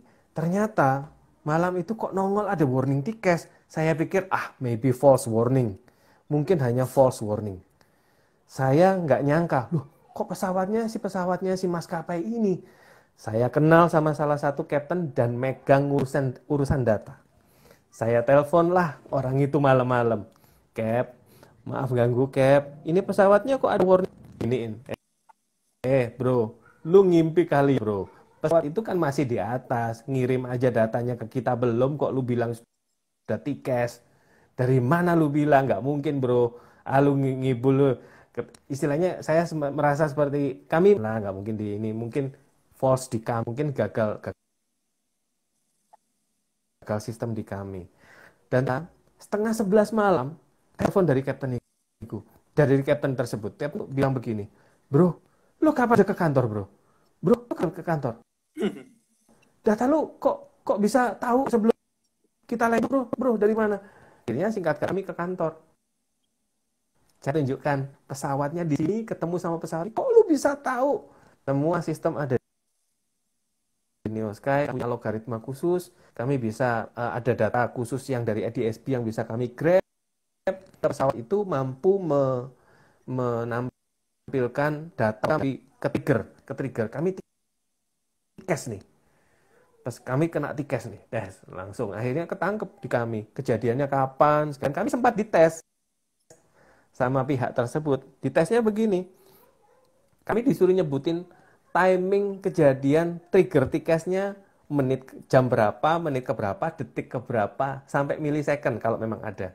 Akhirnya kami sebutin kejadian sekian, sekian, sekian, sekian. Kemudian si kapten tersebut ngomong sama salah satu bawahannya yang ngelola data, coba kamu cek data yang sesungguhnya yang dari data penerbangan flight order something yang bisa di retrieve dari sistemnya maskapai. Akhirnya nggak berapa lama orang itu kembali sambil bawa catatan, ditulis dicatat di kertas. Ini cap sama persis sampai milisecondnya. Ketahuan sama persis, pertama kali ke-trigger. Nah, dari situ kami berusaha maju ke maskapai, tetapi kendala-kendala maskapai kadang-kadang mereka sudah punya sistem existing yang susah digeser karena kontrak. Nah, padahal sistem kami adalah sistem yang berbasiskan data. Contoh begini, misalnya pesawat ini parkir berapa lama, kemudian misalnya pesawat ini andai kata memang terbang flying time-nya sudah berapa lama, itu sudah ada di kami. Dan kami di Neo Sky itu sebetulnya sudah siap untuk menjoinkan data dengan sistem apapun. Selama sistem sana buka, bahasanya bisa dimengerti sama sistem kita dan sebaliknya, kita share data supaya data sama-sama lebih kaya untuk memperkaya. Contoh begini, kita ngomong soal maintenance karena Om Arafat banyak di maintenance. Misalnya pesawat landing di Soekarno-Hatta, di CGK. Pada waktu landing di Soekarno-Hatta, pesawat ini mau parkir di mana? Nggak tahu. Kadang-kadang kan nggak dikasih tahu sama rekan-rekan dari ground movement. Kadang-kadang harus telepon dulu or something. Sedangkan kalau ada Neo Sky di dalam situ, dengan ada transponder yang nyala, akan ketahuan, oh ternyata parkir berapa 11, ya, contoh seperti itu. Rekan-rekan maintenance akan bisa segera menuju ke sana sebelum tanya posisi pesawat di mana. Jadi mempercepat waktu juga posisi untuk handling pesawat. Nah, belum lagi istilahnya kebutuhan-kebutuhan lainnya. Misalnya contoh, ini terbang di berapa? Andai kata misalnya pesawat ini di ground nyala berapa lama sistemnya, itu bisa ketahuan. Karena mesin nyala, EPU nyala, sistem dinyalain kan nggak mungkin, transponder dinyalain kan nggak mungkin tanpa mesin dan segala macam dibiarin lama-lama terus. Pasti mereka juga membutuhkan battery on, seperti itu. Nah, kemudian hal-hal lainnya juga sama Om, bahwa sebetulnya ada sistem kayak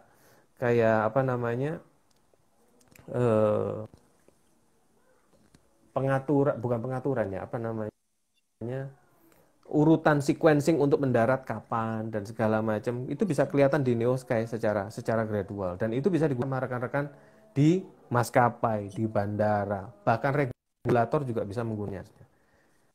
Nah, ini ada pertanyaan kayaknya dari Mas Dimas, bilasnya Pak. Nah, saya pernah kasih untuk sistem, ternyata memang panjang, harus digunakan. Ini yang saya masih tipis saja begitu. Jadi poinnya sebetulnya banyak. Harus digunakan oleh negara atau satu maskapai or something mau itu selama lebih dari 2 tahun. Nah, dari situ baru bisa maju sertifikasi. Sertifikasinya sendiri bukan hanya sekedar sertifikasi alat, tetapi sistem ini mampu bertahan jika digeber dalam kondisi paling buruk itu bagaimana. Nggak boleh ngehang, nggak boleh error, nggak boleh menampilkan sesuatu yang palsu, seperti itu. Ada perimeter, iya, jadi ada perimeter tertentu yang harus ada gitu. Nah, ini yang terkait sistem EDSB Certified System ya. Tetapi kalau misalnya kita bicara tentang hanya untuk produsen data seperti ini, kita briefing. Karena bukan buat kontrol. Karena nggak dibuat kontrol. Itu yang membedakan, nggak dibuat kontrol. Dan jangan lupa, zaman sekarang ini yang jadi salah satu patokan dunia sekarang itu adalah drone. Drone ini juga sudah mulai ESP loh. Jangan salah. Ini juga mesti diawasin gerakannya.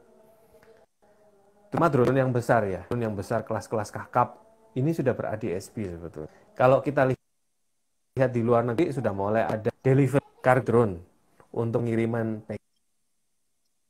package, delivery transport. Nah, itu sudah mulai upaya lari kepada sistem ADS-B atau decision kepada sistem yang bisa melihat itu, supaya tidak membahayakan penerbangan. Intinya seperti itu, Om. Tapi tadi semua data yang di-retrieve itu data yang memang istilahnya public ya, public accessible gitu ya, bro. Nah, gini. Dari data yes. Kalau dibilang. Kemudian satu lagi, bro. Izin, tadi kan Bro Vincent bilang ada algoritma ya. Nah, pertanyaan saya, apakah algoritma dalam menghasilkan data baru itu sudah validasi untuk menentukan bahwa parameter atau data baru itu memang akurat dan sesuai dengan apa yang real-nya? Nah, begini, terkait algoritma ini, terkait datanya, apakah datanya valid dan tidak. Sebetulnya ini salah satu yang di-proving oleh KNKT pada waktu kejadian Max kemarin. Kami valid sesuai dengan data black box-nya PKLQP. Kalau kami bilang yes, valid. Jadi data kami adalah valid. Kami juga menerima satu letter resmi official KNKT menyatakan bahwa sistem NeoSky adalah sistem yang bisa digunakan untuk bla bla bla bla bla bla. Itu dikeluarkan juga secara resmi oleh KNKT. Nah, karena KNKT juga berbasiskan data, bukan cuma sekedar ngomong. Intinya seperti itu. Nah, kemudian yang tadi apa Om ya, yang sebelumnya algoritma yang tadi tanya apa Om? Sumber data yang dipakai itu memang data yang accessible gitu dan boleh diolah gitu. Oh ya, iya. Gini, ADS-B adalah data bebas. Ya, ADS-B adalah data bebas. Semua orang grab, semua orang boleh ambil. Kita ini sekarang seperti dihujani oleh data. Apalagi kalau contoh saya di Semarang, pesawat passing dari Surabaya Jakarta kan kayak begini terus pesawatnya di atas Semarang. Itu dihujani data ADS-B itu luar biasa. Luar biasa banyak. Semua orang boleh ngambil, tapi masalahnya siapa yang bisa nge-grab? Siapa yang bisa mengolah data tersebut? Nah, kalau orang tanya, Pak, boleh nggak kami akses NeoSky? Dengan berat hati saya katakan nggak bisa. Karena begini, berbeda dengan Flight Radar 24. Kalau Flight Radar 24, datanya boleh diakses publik. Dan data Flight Radar 24 itu ada latensi. Contoh, pesawatnya sudah lewat di sana, tetapi ternyata di display di sebelah sini.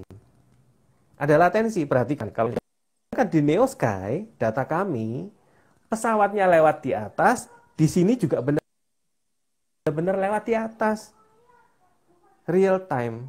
Dan ini pernah dites sama salah satu pihak yang memiliki certified system. Saya nggak akan bilang di mana. Tapi sistem ini ternyata tanpa sepengetahuan kami dites. Mereka bilang begini, saya diundang ke satu tempat radar mereka, tempat yang benar-benar tertutup, nggak pernah dikunjungi orang.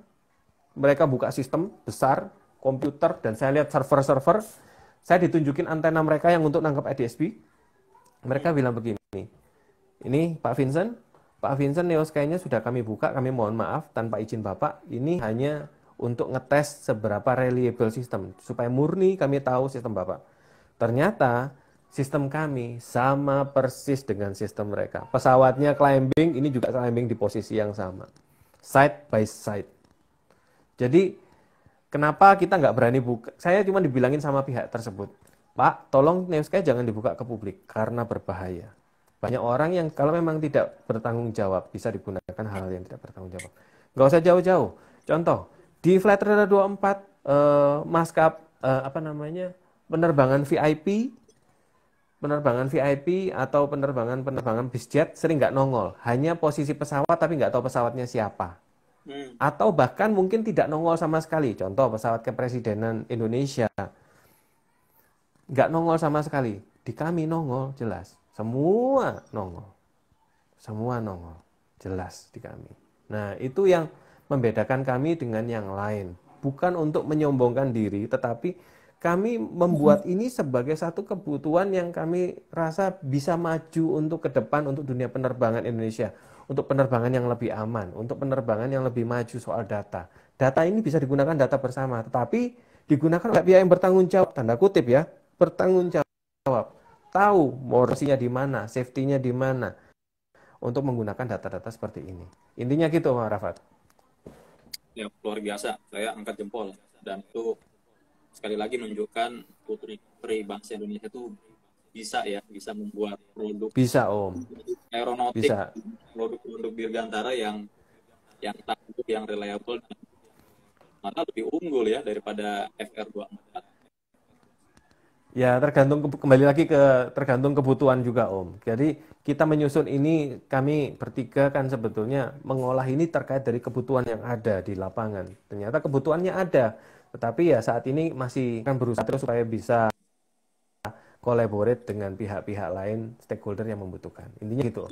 Dia bisa flight following, flight tracking, dan bisa analisa data-data flight ya, performance flight ya. Kalau kebutuhan analis data flight ini bagaimana yang diinginkan? Nah, itu yang kita belum tahu maunya apa. Jadi kan kita mesti buat parameter baru, analisanya mau kayak bagaimana. Tapi kalau flight monitoring bisa selama coveragenya ada. Selama coveragenya ada. Nah, contoh begini, ini saya bukain, saya coba balik apa namanya? Sebentar, ini mumpung laptop saya nyala. Saya coba kasih preview tipis-tipis ya.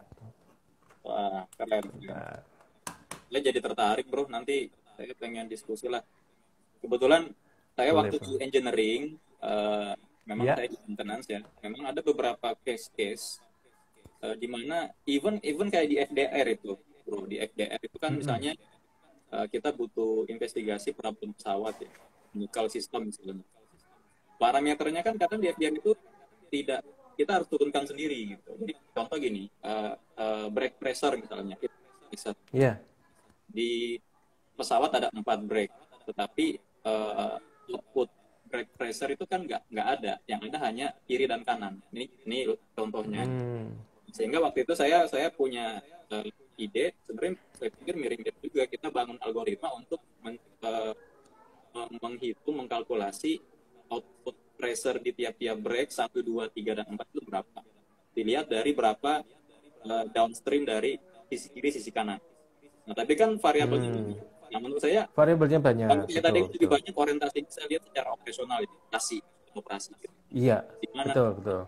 saya pikir ini ada frontier baru untuk big data tadi, untuk membantu evaluasi, monitoring, dan bahkan tadi investigasi secara maintenance untuk melihat ada konsistensi di situ. Ini, dan kalau di maintenance kan juga malah saya lihat standarnya lebih spesifik gitu loh, karena ada di IMM gitu. Kalau nilainya di luar ini betul. salah. Jadi bagaimana melihat itu dengan supply big data yang memang kita tahu satu secara input bagus, dan secara proses analitiknya juga sesuai gitu. Iya, betul. Memang apa namanya, kalau EDSB datanya memang hanya berkutat sebatas dia hanya mengirim aku di mana, kapan, lagi ketinggian berapa, dan beberapa parameter yang masih tersembunyi, tapi bisa kita reveal. Saya contoh bukakan ini ya. Saya coba balik kamera saya ya. Nah, bisa nggak ya ini kamera saya? Nah ini mulai kelihatan ya, sebentar. Ini adalah tampilan Neo Sky. Ini saya bukain Neo Sky. Ini saya coba klik dulu satu pesawat. Siapa tahu mau kebuka datanya, bro. Ya. Mungkin masih loading. Nah ini parameter satu pesawat yang saya klik. Parameternya kelihatan. Di sini, nah ini langsung nongol MCP alt, baru diubah sama pilotnya MCP alt. Dia langsung geser ke 20 S alt, barometer alt. Jadi dia ngubah di MCP-nya langsung klik.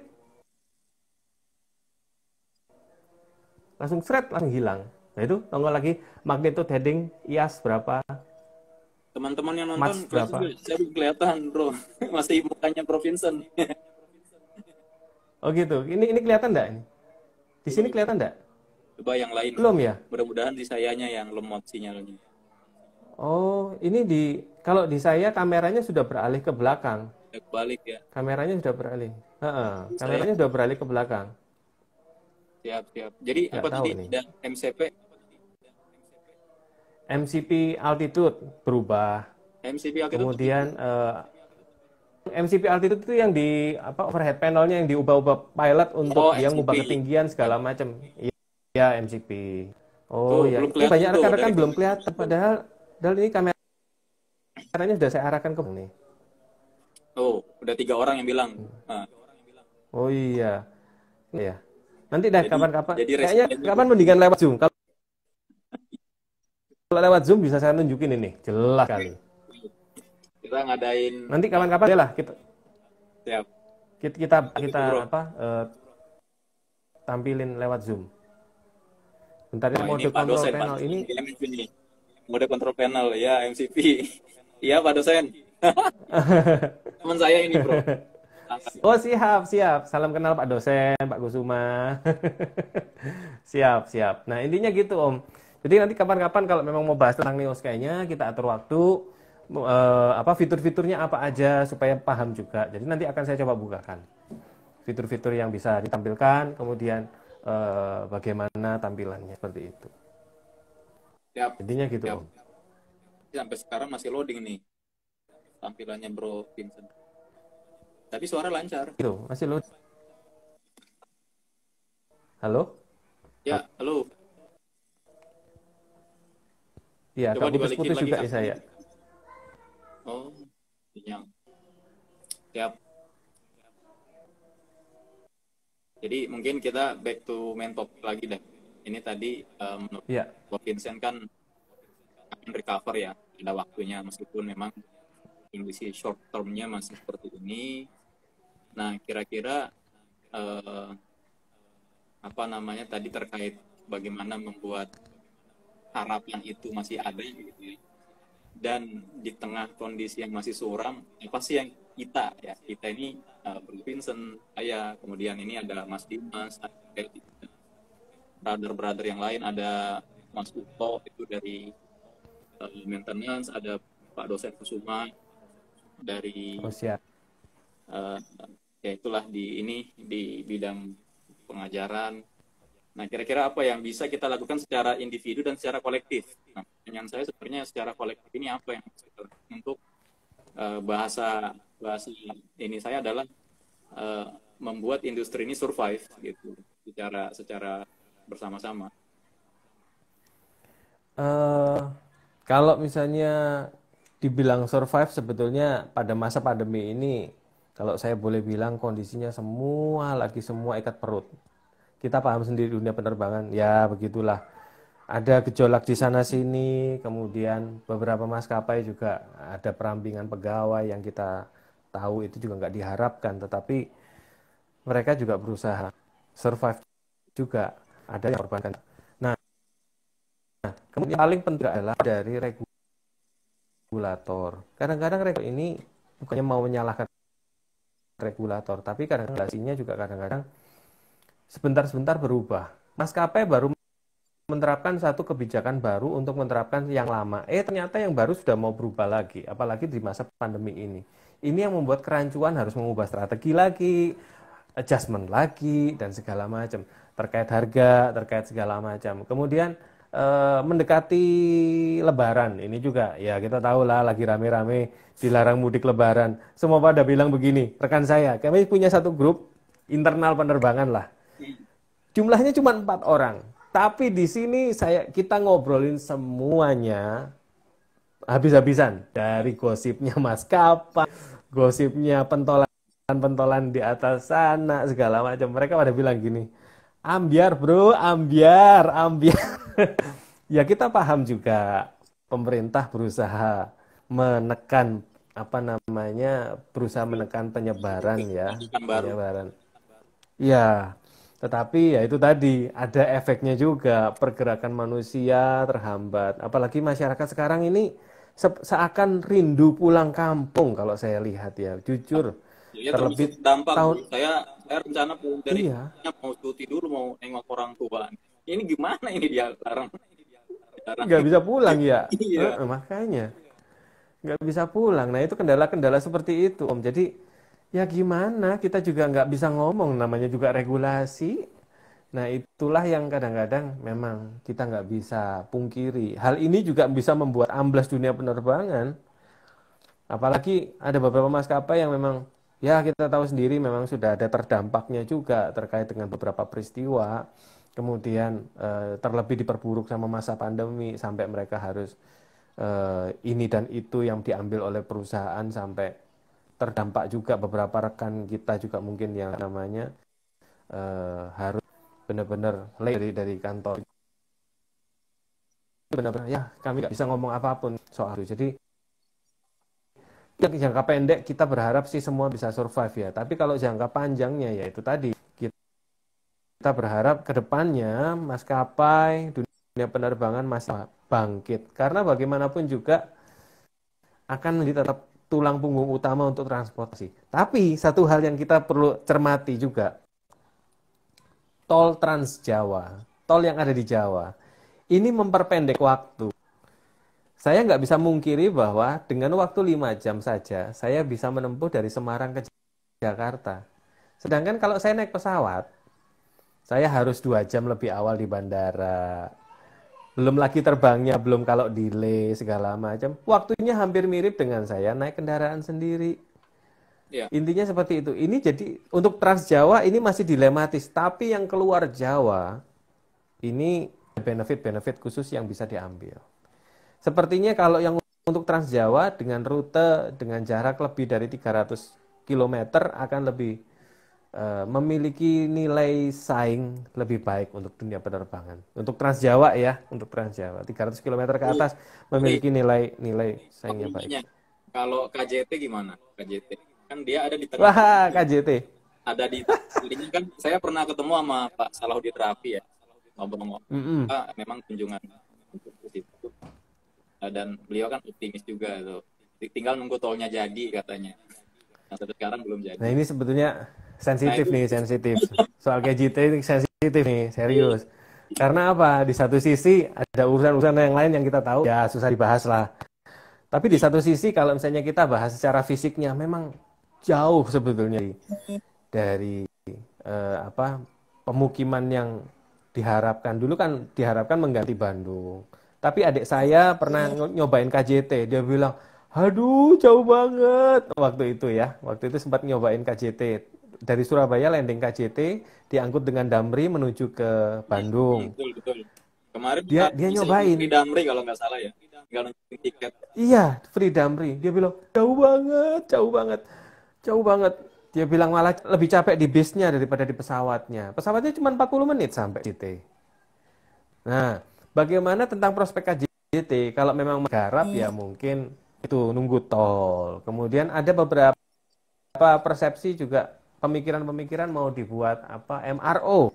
Ya, ya, ya. MRO untuk di 11. Oke lah, cuman ya itu tadi kembali lagi mau dibuat bagaimanapun juga perlu infrastruktur. Kalau infrastrukturnya lancar, semuanya lancar, ya insya Allah semoga bisa jalan. Intinya begitu. Kita berharap semua bisa jalan. Supaya nggak mubazir juga sebetulnya. Intinya seperti itu, Om. Siap. Jadi ya inilah dirgantara kita, Bro, ya. Kadang complicated, kadang apa namanya untuk sekedar bersaing dengan moda transportasi yang lain pun Hmm, jadi dilematis ya, Bro. Dan iya, memang kita lihat betul. sih sisi-sisi policy making gitu ya, keberpihakan membuat kebijakan regulator ini juga pikir masih jadi tanda tanya gitu ya. Ya kalau saya sih Iya, melihatnya iya. masih ada eh, kadang tidak konsisten. Sebenarnya sih kayak tahun kemarin sebetulnya masalah dari tahun kemarin. Kalau tahun ini kan mungkin lebih strict ya. Jadi kadang misalkan perbedaan hasil dari Depok ke Menhub dengan Pemprov, nah, gitu kan? Itu kan masalah standar standar eh, apa namanya syarat-syarat untuk bisa terbang dan begitunya Iya, betul. di situ. Kadang Itu masih ada perubahan-perubahan. Ya, ya, setuju, setuju. Masih ada perubahan apa bukan perubahan, perbedaan. perbedaan Maunya apa persepsi. yang sini apa, nah apa-apa. Iya. Siap, siap. Nih mungkin teman-teman yang nyimak, yang mau nanya, Mas Dimas dan kawan-kawan silakan. Felix, nah ini Bro Felix ini.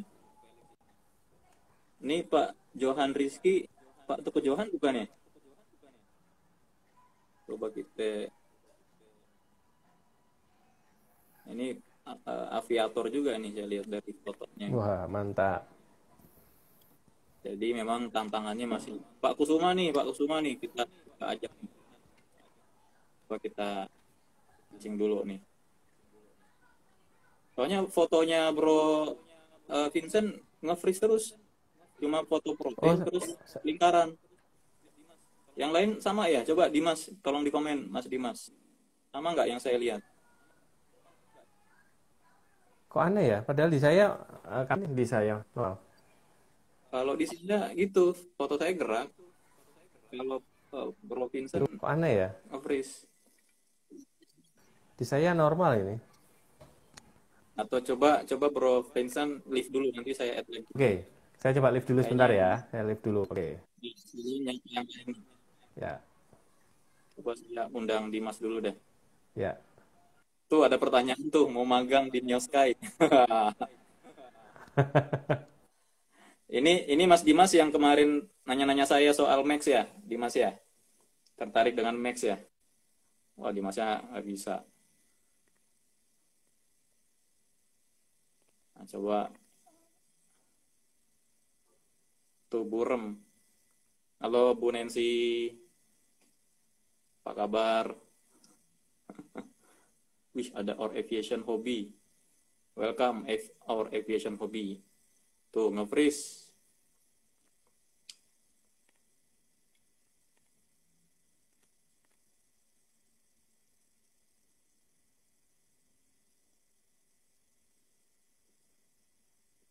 Wow, Plan Spotter. Welcome planspotter.id. Coba kita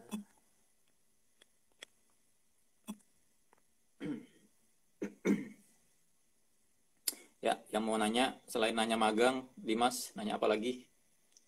Silakan tanya. Nah, Halo? sekarang Nah, kok aneh ya? Kok aneh ya? Tadi nggak bisa nggak ya? ngerti deh. Ini ada masalah case kayaknya nih, case sama ground receiver-nya kayaknya. Tadi ada yang bilang mau magang di Neo Sky. Nah, untuk sementara ini Neo Sky masih belum punya office. Jadi kami masih bekerja by apa namanya? By remote aja karena data-data bisa dikerjakan by remote. Sebetulnya instalasi Neo Sky itu mudah. Untuk receivernya ya. Ada list posisi untuk antena receiver sudah diketahui dengan baik. Tinggal pasang itu nggak sampai 30 menit on ADSB. Jadi andai kata misalnya seluruh Indonesia mau dipasangin, itu waktunya singkat. Karena setiap orang bisa dipandu dari jauh. Seperti itu. Jadi nggak terlalu susah ya untuk ini. Tetapi yang ribet adalah di back end kita yang dihandle sama Pak Alex. Itu mau bagaimana, kemudian data ini semakin besar, semakin kuat, ini juga membutuhkan server yang sangat besar karena data kita per millisecond.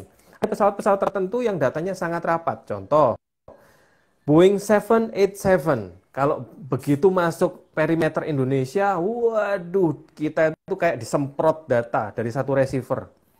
Press. Itu kemudian Airbus A350 itu juga datanya sangat rapat. Jadi ada dua pesawat yang itu benar-benar kayak hujan data dan itu memang luar biasa rapat. Felix, Neo Sky mantau jumlah flights per maskapai berapa persen dari 2019? Waduh, ini kalau soal datanya berapa persen ini mesti tahu data ya. Yang megang datanya Pak Alex. Kebetulan saya bagian hardware-nya. Pak Alex lah yang megang data. Pak Gary Sujatman lebih berfokus kepada how the system works. Saya banyak menyerap dari orang, untuk saya ya, banyak menyerap dari kebutuhan di pasar. Saya diskusikan dengan teman-teman, kita formulasikan bersama.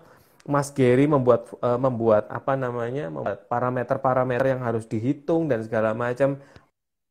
Pak Alex lah yang membuat algoritma di belakang layar untuk Neo Sky bisa tampil. Intinya begitu. Ini dari siapa ya ini? Dari Saya nggak bisa lihat ini. Kusuma Warjaya. Kalau data New Sky, datanya lebih dense. Oh, Pak Apa bisa dibuka pada saat ada eksiden? Oh, ya, oke. Jadi begini Pak Kusuma, eh, kita nggak pernah buka data Neosky ke publik karena kita tahu yang pertama adalah data Neosky pada dasarnya bukan untuk konsumsi publik. Kedua adalah banyak pihak-pihak yang maaf kata kurang bertanggung jawab menggunakan data DSP untuk mengambil satu kesimpulan dan itu disebarkan di publik. Ini yang kami nggak kurang paham ya, kurang paham mereka. Karena investigasi itu adalah sebuah no, nggak bisa. Sama seperti kejadian Sriwijaya kemarin. Ya, musik di ditanya sama orang, Pak Vincent nggak nyoba analisa dengan data itu dan dipublikasikan. No, saya bilang nggak bisa.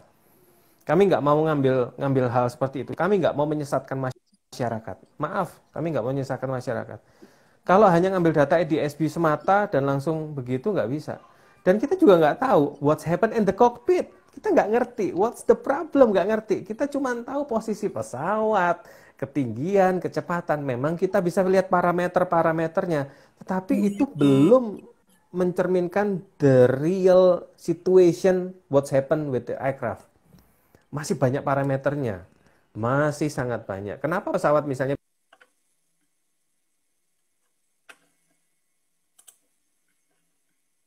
Wah, suara Bro Vincent hilang lagi. Ngeheng.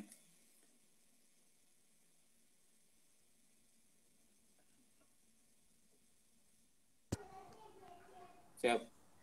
Lanjut, Bro. ya? Ini ada apa lagi nih ya, Mas Dimas? Maaf Pak, saya kecepatan dengarnya. EDSB atau apa ya tadi ya kepanjangannya? Udah dijawab sama Bro Felix tuh. Thank you, Bro Felix.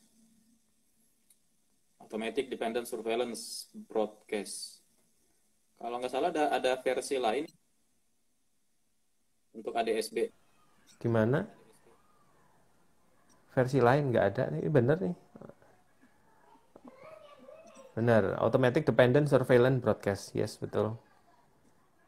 Siap, soalnya komentator di TV pakai analisis data FR24. Analisisnya bias jadinya. Iya Pak, saya paham juga kondisi itu. Saya juga sempat diwawancara sama TV untuk terkait kejadian. Saya selalu bilang bahwa kita nggak bisa menyimpulkan sesuatu dari sebuah analisa EDSB semata. Kita hanya bisa melihat posisi dan kecepatan atau mungkin ketinggian terakhir, tetapi kita nggak bisa menyimpulkan apa masalahnya di situ. Saya sering begitu, itu ada musibah terjadi, tahu-tahu banyak SS atau WA masuk, tahu-tahu bilang, Pak ini penyebabnya kenapa nih Pak? Kok bisa kayak begini Pak? Kok bisa Pak? Nah, saya bilang, aduh nggak bisa kayak begitu. Di sini kita perlu investigasi. Banyak faktor yang terjadi di dalam satu bah gitu. Nah, kemudian siapa tadi? Ini ada Felix. Jelaskan dengan bahasa manusia. Aduh, ini bukan bahasa manusia berarti ya. Esmod Mutsi. Nah, gini. Sebetulnya kita kalau berbicara tentang pesawat mengirimkan posisinya itu dengan namanya transponder. Transponder pesawat ini mereka mengirimkan datanya dan diketahui pihak di darat. Dengan cara apapun ya, maksudnya dengan sistem zaman dulu pakai radar. Zaman sekarang juga masih pakai radar. Kemudian ada MOTSI, itu ada tipikal-tipikal pengiriman data tertentu yang masih dibatasi, hanya mengirimkan posisi dan ketinggian. Speed juga. Kemudian Mode S, datanya lebih kompleks. Data lebih kompleks, tetapi masih belum bisa integrating antar sistem dengan lebih baik. Datanya masih belum terlalu kompleks. Kemudian yang the latest lagi adalah EDSB. EDSB ini datanya adalah data yang sudah jauh lebih kompleks dan data memiliki banyak parameter-parameter yang ada di dalam datanya itu lebih lengkap dan dapat dilihat oleh pihak-pihak yang membutuhkan. Intinya gitu. Nah, jangan lupa juga EDSB juga ada seri-serinya sebetulnya. EDSB semakin canggih semakin canggih serinya, semakin canggih versionnya, dia memiliki data yang semakin lengkap. Contoh yang tadi saya klik, yang kebetulan nggak bisa nongol, yang tadi dibilang, waduh kok layarnya freeze. Itu sebetulnya saya mau menunjukkan bahwa itu tadi MCP diubah, MCP bisa dilihat, perubahannya segala macam. Jadi misalnya contoh ada pilot lagi minta heading ke zero, ternyata dia ngubahnya ke headingnya 300. Itu dia katanya minta 260, tapi kok ngubahnya 360. Nah, itu bisa langsung ketahuan. Andai kata ada rekan apa namanya air traffic controller yang lihat Neo Sky, ini are you confirm uh, to go to direction 360 or 300, itu kan bisa menjadi satu pertanyaan yang untuk istilahnya pembuktian gitu, seperti hal seperti itu. Nah, intinya seperti itu. Ini saya agak keputus ini. Saya mau pelajari buat penerapan di drone. Oke, Mas Dimas. Banyak yang ngasih spekulasi berdasarkan FR24. Nah, iya, kembali lagi. Saya nggak menjelekkan FR24 ya. Saya juga pengguna FR24. Karena saya juga pasang 24 di Semarang. Tetapi kembali lagi, ada syarat dan ketentuan berlaku di dalam pasal FR24 yang jelas sekali mengatakan bahwa tidak bisa digunakan untuk controlling dan buat asumsi-asumsi tertentu, nggak bisa. Nah, seperti itu. Jadi ya, kembali lagi kepada pihak yang mungkin spekulasi berdasarkan FR24, ya itu urusan mereka, bukan urusan saya ya. Tapi secara pribadi saya nggak mau membuat satu spekulasi di masyarakat terkait snapshot pada saat kejadian dan langsung berbicara ini pasti begini, ini pasti begitu. Saya nggak mau. Lebih baik kita nunggu hasil KNKT saja. Itu jauh lebih baik. Saya juga bisa dijewer KNKT karena teman-teman saya di KNKT juga banyak. Nanti kalau saya salah ngasih komentar, malah nggak jadi temenan lagi nanti, jadi masalah nanti. Lebih baik saya nunggu aja lah hasil KNKT. Itu lebih proper, lebih bisa dipertanggungjawabkan. Intinya seperti itu. Mantap, mantap Bro Vincent. Jadi ini masih banyak ini lumbung-lumbung kepakarannya Bro Vincent yang belum di publik ini. Ya, Enggak lah, masih belajar juga deh Om. ya saya tertarik sekali tuh Bro. Apalagi gini, mungkin saya ke konteks yang tadi saya sampaikan gitu kan. Saya lagi running juga untuk calon ketua Ikatan Alumni Penerbangan.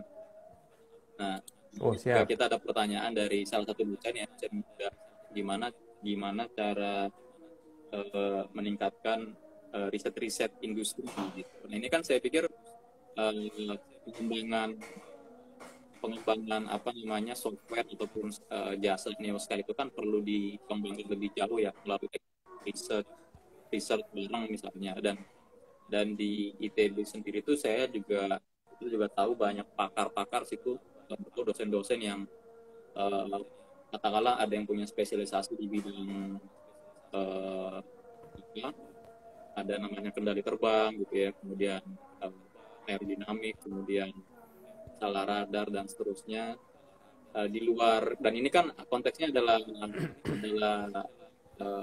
akademis ya, bukan buat komersilnya dan seterusnya. Kira-kira Betul, ya. kalau diajak riset bareng mau nggak Bro dengan dosen-dosen ITB, nanti kita kita sambungin untuk pengembangan. Secara pribadi saya suka.